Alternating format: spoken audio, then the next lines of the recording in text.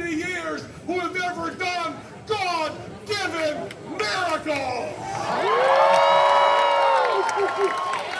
Paul was blessed with the ability to mend polyester with his mind. Now you're all about to have a Damascus experience. You're all about to witness the burning bush. We need one person, a disciple, to become an apostle right up here on stage. We're not looking for someone to change their religion. We're not looking for an apostate. We're looking for someone who's still theologically searching. We need tabula rasa. We need a child. Is there a real problem like that? How old are you? 11? Lied by you. Come on, come on. Come on, move the trip and volume.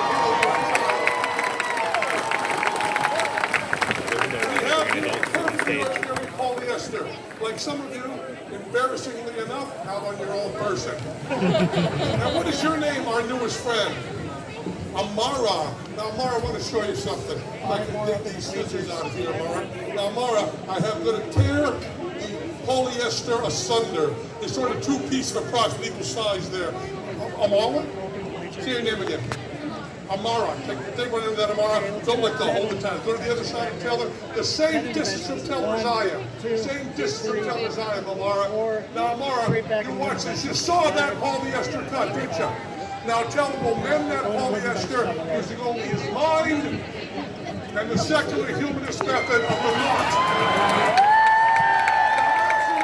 Any objectivist materialist such as myself are doing. But I want you to watch it, tell him a step further. Watch this, Amara, watch it. Tell her snipping off the sacred bunny ears. Now, Amara, there is still a knot there, making a mockery of your very young faith in God. But you watch, as Teller stands you to touch, just melts that knot right away.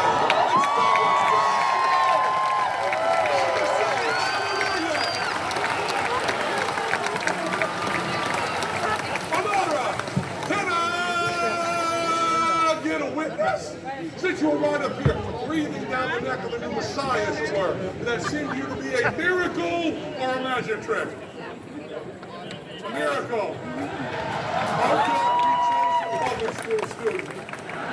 What you're watching right now is our newest friend Amara is having an epiphany right up here on stage. Because Amara has decided to dedicate her young life to preaching the gospel of Teller. But Amara, as you travel the world, bringing good news to modern men and women, you encounter some skeptical hearts who require proof. And you can give them that proof, Amara, because you yourself have the power of the polyester. You know what that means, Amara? It means you have dominion over all synthetic fabrics. Amara, walk to the center of the polyester. Walk to the center. Walk to the center. Grab a hook. Grab a hook here. Grab a hook. Gather it up. Gather it up. Grab some. There you go. There you go, Amara. Now, Amara, you found the center of the polyester. Now, Amara, you are going to take the scissors, Amara, and you are going to run with the scissors. Run with them. You know, sometimes in Vegas, they run, they trip, they fall. It's so cute. Cut it. Cut it. Now, Amara, you found the center of the polyester. You cut the polyester. Now, you have the highest honor that a lay person can have in the Church of Teller. You get to snip off the sacred bunny ears. Snip off there, Amara. Snip off there. Jesus, watch his fingertips, Amara. That's my real ticket to the book. There we go. Get the scissors away from me, for Christ's sake. Now, Amara, you're still a knot there, making a mockery of all that is held holy in the world. Amara, look at me. Look at me. Again, the classic prayer position. Right around the knot. Right around the knot. Just like that, Amara. Just like that, Amara. Let me ask you something, Amara. Do you believe in Teller? Do you believe in Teller? Do you believe in Teller? Then let him work through you, Amara.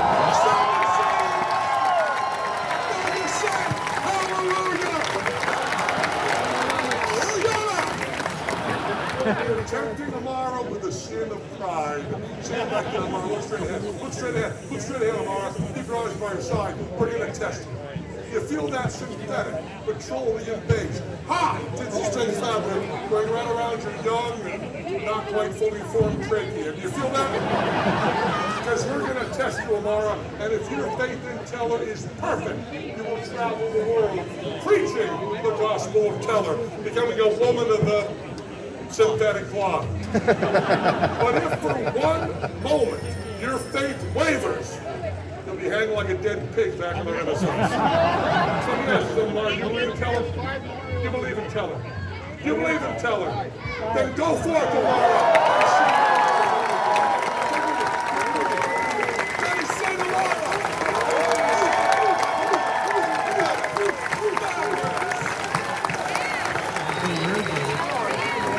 Jesus Christ!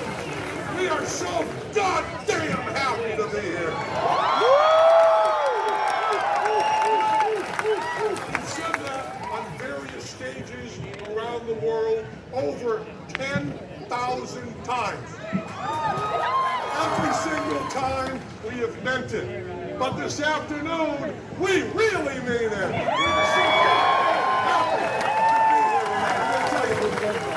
We played the first shows we ever did together in the world were right here at the Minnesota Renaissance Festival.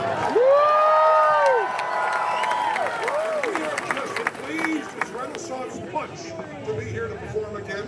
We got some new stuff and some old stuff. That thing we just did is fairly new. That is to say, it's after Broadway. But this next thing is something Teller actually did right here at the Minnesota Renaissance Festival 50 years ago. I have here an apple. Stuck into this apple are 100 size number 6 embroidery needles.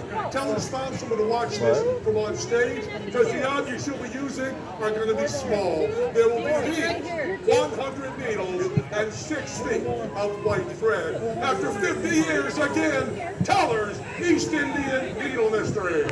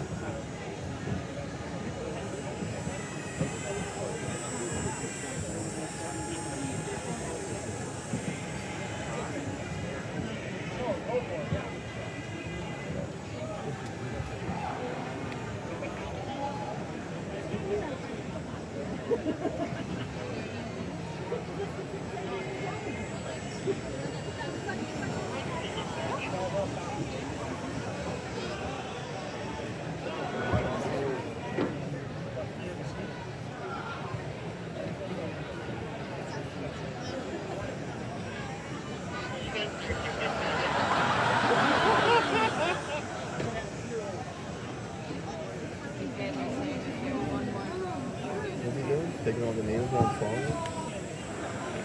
Zero got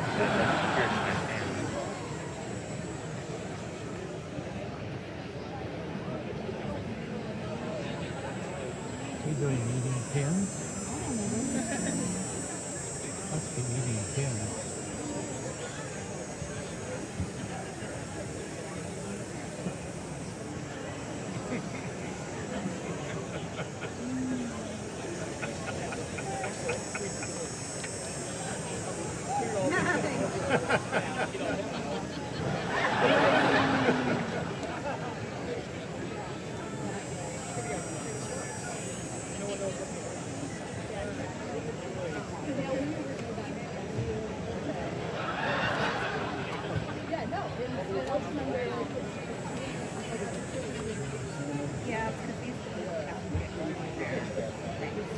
All the one for the side? Yeah. Because when we first got in line,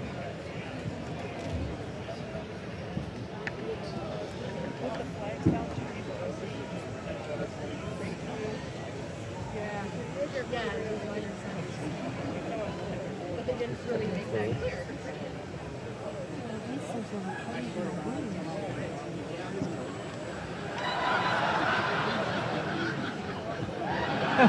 He's not going to eat chicken.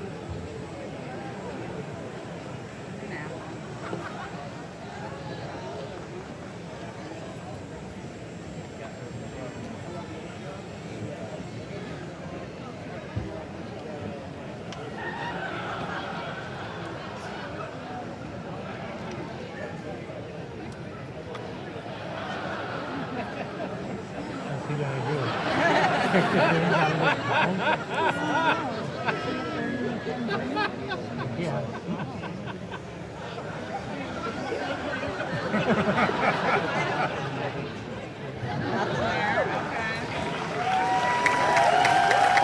Nothing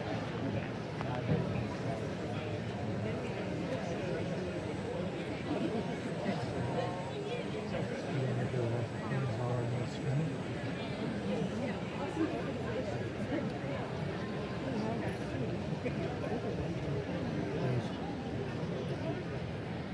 If I stand here for 2 hours, can I get front row seats?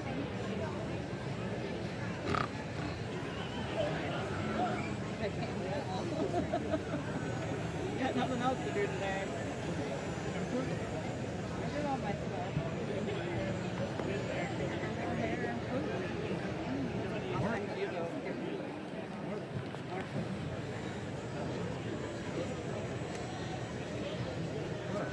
There's all the stuff that's gonna be on that tray, right?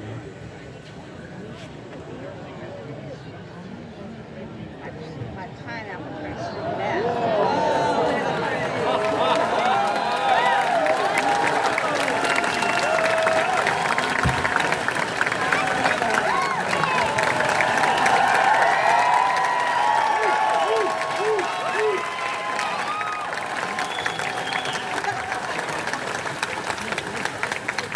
Well, you may not be able to time travel hundreds of years, but you just time travel 50 years, just like that. We're going to do another new trick. I love card tricks. I really love card tricks. And Teller always has cards on his mind. We're going to do a card trick for you right now. Try to find somebody to, yeah, how about, I guess I can get someone.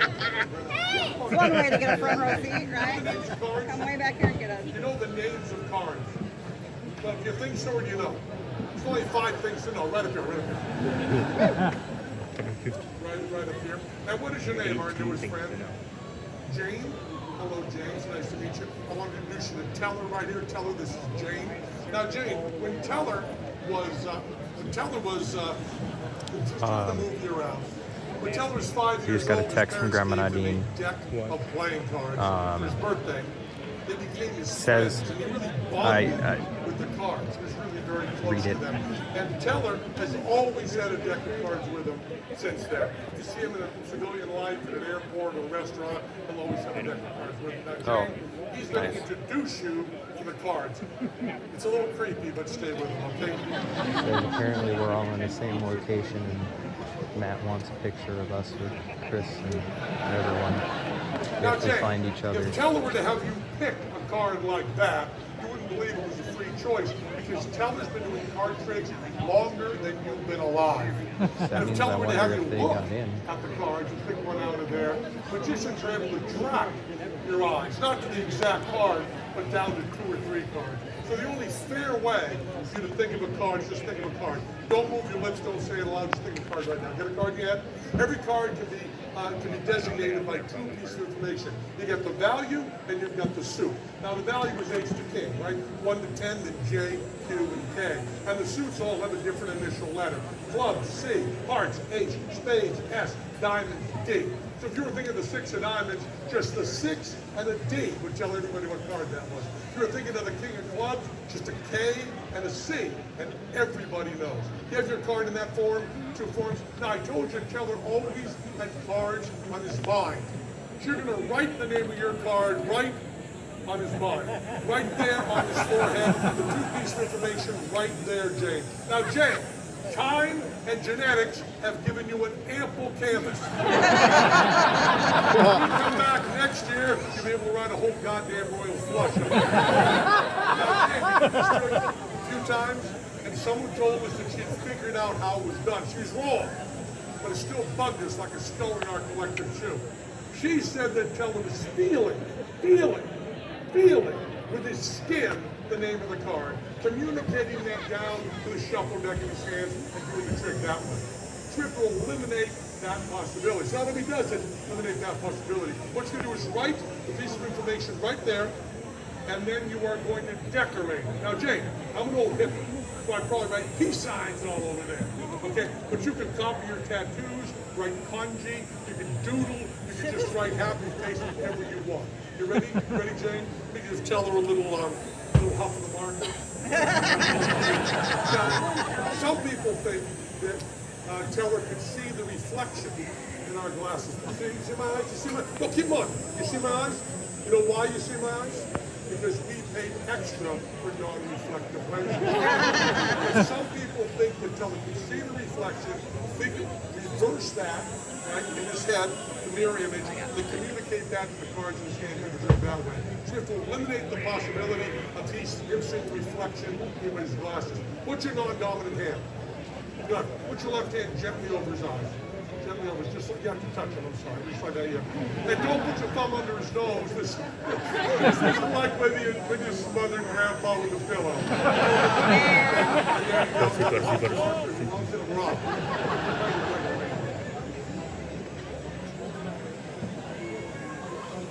That's good. Now, you go crazy. Go back to it.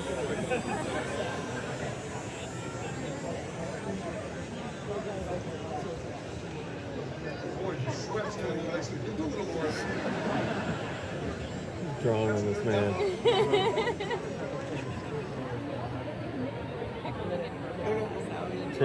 Drawing him. That's good. That's good. Now, you keep your hand there. That's good. No. See, now Teller, before the show, did something very, very special.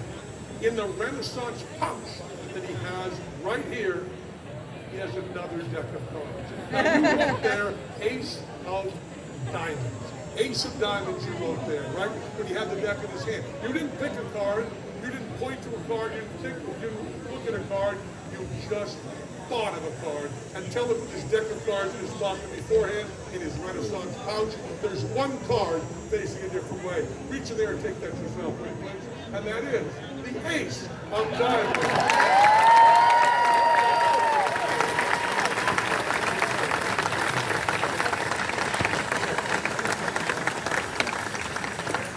Part of the show. Oh, thank you so much, Gene. Now it's a part of the show. Teller did needles, and I was going to come out here and do my juggling act from 50 years ago. I started out as a juggler. I want to do my whole juggling act. When we got the idea of coming back here after 50 years, my idea was Teller would do the needles, and I would come out to do the exact routine that I did 50 years ago. Then I found out I did not remember that I did 50 years ago, and I also found out that I could no longer juggle as well as I could back then. I probably was not good compared to the other jugglers today, but I was so much better than I am now. I want to point out these are the actual wooden balls that I performed with back there 50 years ago, and I was a street performer, and I juggled lacrosse balls. But when Jeff Siegel brought me out here, he said it was Renaissance Festival, so I said, well, I better get some wooden bowls carved. So these were carved. So these are the actual wooden bowls that I use. And then I want to point this out. What I'm most proud of today is that these are the same pants I wore. These pants are 50 years old, and my ass still looks great. I had a whole routine that I used to do, and my whole idea as a juggler was I wouldn't really do amazing tricks.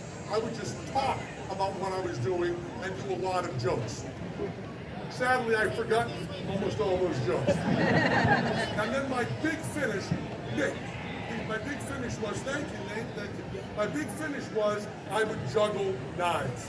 Now, anybody that juggles knives nowadays, they juggle these made-for-juggling knives. They have knives that are made for juggling, and they're weighted really nicely. They're really easy to juggle if you're a good juggler. You can do all this stuff. But when I came out here 50 years ago, I just had these knives. And they're big, and they're stupid, and they're wicked heavy. Wicked heavy. And I actually did a whole routine with this. Now, these are right out of the trunk that's been closed for 45 years. I pulled them out the other day, and I was hoping that it would come back to me like, you know, riding a bicycle or walking in high heels. It would just come right back to me right away. But it didn't. So I'm not going to do the routine I originally did. I'm just going to run through it. I did it backstage, right? So if I miss now, you can testify. Here we go, here we go.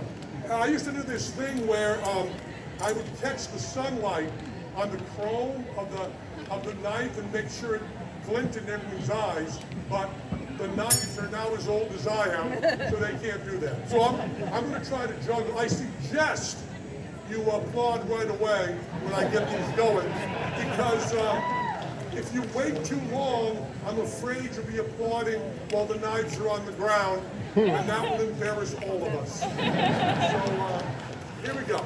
I don't remember any of the jokes, any of the build-up, anything. I said, wow, was I stupid to juggle these. Also, I put ye old electrical tape on these handles, and over the 45 years, it's just sticky as a bastard. So they'll be sticking to my hands, unpleasant. You both saw me do this backstage. You too, right? You saw me do this back. Okay, so if I miss, you have 4 people you can take their word for. Let me see. It'll be really cool if I do this. If I don't, I know you'll be kind.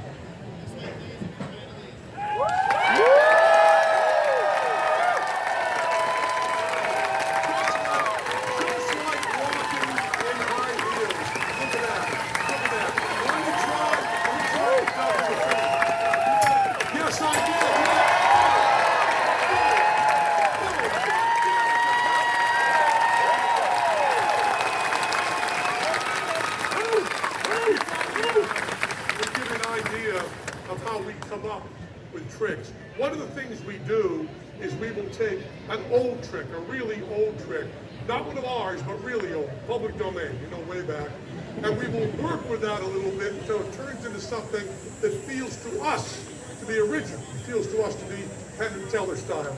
So we're going to show you the trick we started with, we're going to show you how to do that trick, and then we're going to show you the trick we turned it into. The trick we're going to start with is a trick called the donut on the ribbon trick. And it starts just like, stupid name, we didn't name it, sorry. You take a ribbon and you just thread a donut onto it, right? So you have the donut on the ribbon. Then you start talking about how donuts have integrity. Not just ethically and morally, but also structurally. And you cannot pull that donut off that ribbon without breaking the donut or the ribbon. Then you bring a napkin over like this. Here's where you do your incantation or your magic dance or your supposed magic cause is. And then lo and behold, that donut is off the ribbon. Not too bad a trick, it's okay. We thought we showed you.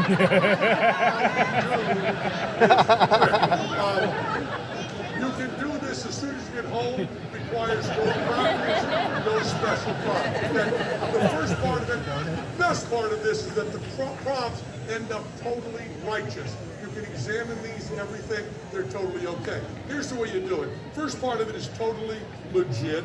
You take a donut, you can do it for your friend, you thread the ribbon through. Then when you're doing your little joke about integrity, you cop another donut. Now the audience never sees that donut because you hold it over your little finger and it is behind the napkin. They'll never see it because you never saw it. It was there all the time. We're going to show you the next section without the napkin so you can see what Teller's doing. Nothing to it. He just rips the donut apart and then you display the other donut. You hand this out, and while they're examining the donut and the ribbon, the evidence. Now I love this trick because you're totally clean at the end. That's not common in magic. Usually the props are in some way gimmicked and you can't hand them out. You are totally clean at the end of this trick. So we looked at this and thought, what can we do to make this a little bit different? Now, one thing we like is the props are clean at the end. The other thing is that this is the shape is very interesting, the donut shape. So we thought, what else has that shape? And the answer came back, how about an inner tube, right? Same basic shape, also has the integrity. You cannot rip it apart without it deflating. So here's the same thing. This is Nathan Santucci dressed in Penn and Teller Renaissance dress. So it goes right through there. Now the audience sees that's going through there. There's the integrity, goes right through. And then Teller comes out with the same napkin. The same napkin. And he goes over like this. Now remember, it's topologically impossible. The rope is going through the inside of the inner tube. It's going through there. There's no way to get it out without breaking the rope. As you can see, the rope is totally intact. The inner tube is totally intact. And that is inner tube trick.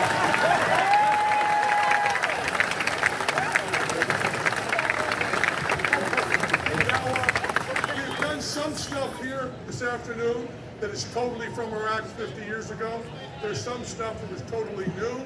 But for the final thing we're going to do, we're going to do the most important thing we ever did in our act 50 years ago. We are going to pass the hat. And I would love to tell you right now that we're taking all the money we get from you, and because we have our own theater in Vegas, we are donating it to charity. That's not true. We are keeping every goddamn penny.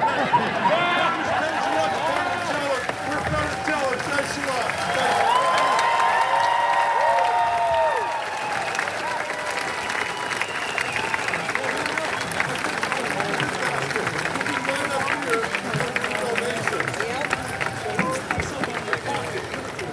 Only 30 minutes? Yeah. Oh.